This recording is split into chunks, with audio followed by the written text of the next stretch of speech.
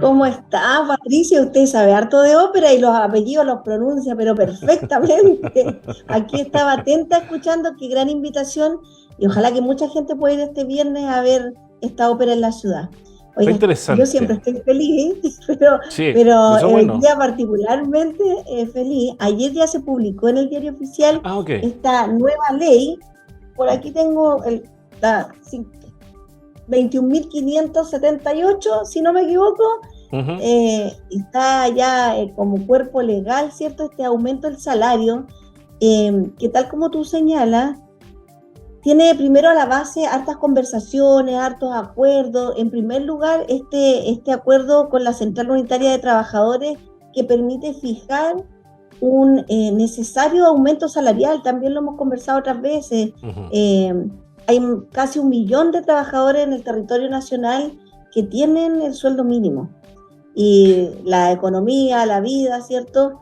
Eh, Nos obligó adelantar esta promesa de campaña del presidente Gabriel Boric, que es parte del programa en realidad de nuestro Mm. gobierno, que estaba proyectado el aumento salarial a el término del periodo en el año 2026.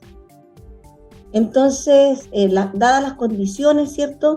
Se adelanta esta conversación, se llega a un acuerdo con la Central Unitaria de Trabajadores para hacer este aumento gradual y tal como tú dices, hubo harta conversación, ustedes conocen la capacidad de nuestra ministra Janet Jara Román, del subsecretario Giorgio Bocardo, que además tienen equipos de trabajo muy profesionales, que tienen muchos vínculos en el Parlamento para poder explicar, digamos, todo el proceso, la ley, cómo va planteada, contarle a la gente que nos está escuchando que esta ley no solamente trae consigo un aumento salarial, que está gradualizado, digamos que está proyectado es retroactivo. Partimos el 1 de mayo con el aumento a 4.40, ¿cierto? El 1 de septiembre de este año aumentamos a 4.60 y en julio del 2024 llegaríamos a la cifra de 500.000 pesos Ujú. como sueldo mínimo, ¿sí? Seremi, Eh, en ese contexto y escuchando también a otros actores que son súper relevantes, Patricio, que son las micro, pequeñas empresas, las cooperativas, ¿cierto? Que eventualmente podrían tener más dificultades para alcanzar este monto. Tiene la ley, contempla un apoyo respecto a un subsidio que, como te digo, va a ir para estas tres categorías: micro, pequeña y mediana empresa. Es un subsidio que está proyectado hasta el 2025 y que va a depender, digamos, del tamaño de la empresa. Hay montos que van, si mal no recuerdo, 35.000 pesos. Hay distintos montos que va a apoyar a la empresa para que sus trabajadores puedan lograr este sueldo mínimo legal garantizado. ujú. Seremi, una pregunta de concepto basal, ¿no? ¿Por qué en un modelo económico como el que impera en Chile, el Estado, a través de su administración, a través del gobierno, a través de los legisladores, el Parlamento, debe regular efectivamente el sueldo mínimo? Es decir, ¿por qué no lo Bueno, deja entonces en manos del sí, mercado que regule de alguna manera, digamos, este ingreso denominado mínimo, ¿no? claro que hay mínimos que hay que resguardar y el mercado no siempre es la panacea, lo entendemos. Ustedes saben que el mercado laboral tiene sus vaivenes. Nosotros hoy día estamos con un 7% de desempleo en la región de la Araucanía, mucho más bajo que el promedio nacional. Por lo tanto, necesitamos regular que no se precarice el empleo, avanzar hacia el trabajo decente y a veces el mercado no tiene estos mínimos que es necesario garantizar. Yo les quiero decir que agradecemos a los parlamentarios. Tú sabes que esto no fue unánime como otros Ujú. proyectos, que agradecemos a los parlamentarios que pudieron acompañar este proceso y poder sacarlo rápidamente. Eh, y nada, la invitación siempre es a pensar, Patricio, en las familias, sobre todo que más lo requieren. Nosotros sabemos que hay empresas que pagan mucho más que el sueldo mínimo, ¿cierto? Pero hay hartos trabajadores. Se estimaba en la región alrededor de 50.000 trabajadores que hoy día están con sueldos mínimos. Así es que para nosotros es muy Ujú. importante. Sentimos que igual es importante que los trabajadores vean este aumento y puedan percibir un real aumento de su capacidad eh, adquisitiva, digamos, de su poder adquisitivo. Así es que Ahora, estamos muy, muy contentos. Ahora, ¿cómo se hace con las desventajas que pudiera presentar un cuerpo legal como este, particularmente en las pequeñas empresas, pymes, startups, entre otras, ¿no?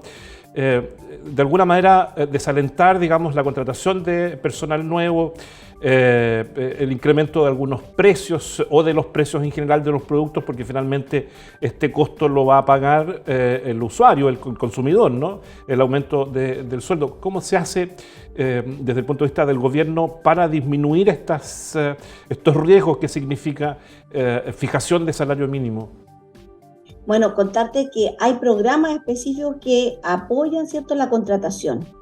Han habido subsidios, este apoyo que va a ayudar a la empresa a llegar al sueldo mínimo, pero además hay instrumentos que permiten, por ejemplo, contratación de personas jóvenes que tienen subsidios, experiencia mayor que apoya a la contratación de personas mayores de 55 años.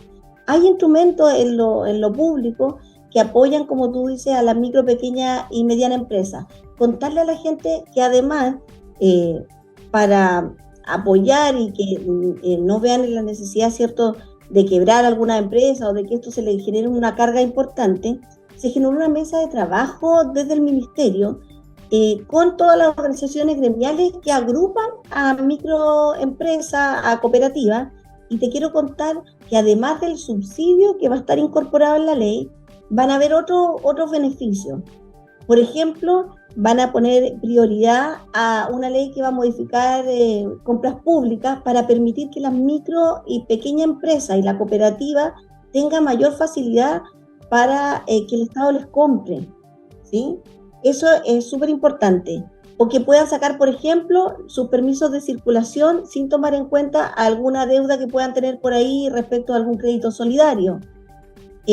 También dentro de las conversaciones y los compromisos que surgen en esta mesa de trabajo, está, por ejemplo, otorgar el proyecto urgencia al proyecto de olvido financiero para que no les revisen ese DICOM antiguo, ¿cierto?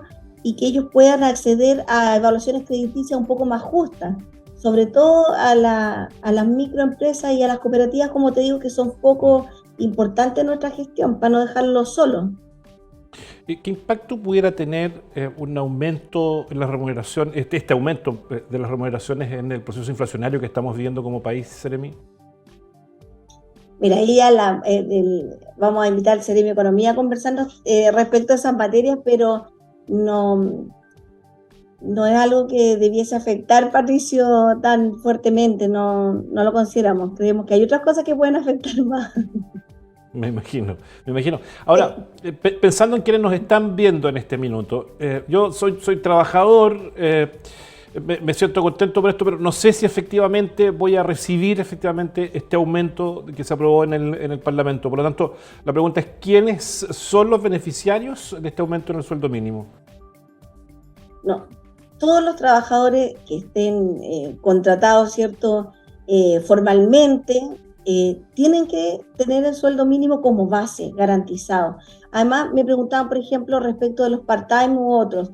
El sueldo base se usa como guarismo para poder considerar el valor de la hora de trabajo y todo, entonces es un aumento que debiera igual traspasarse a otras modalidades, digamos, de trabajadores part-time y todo.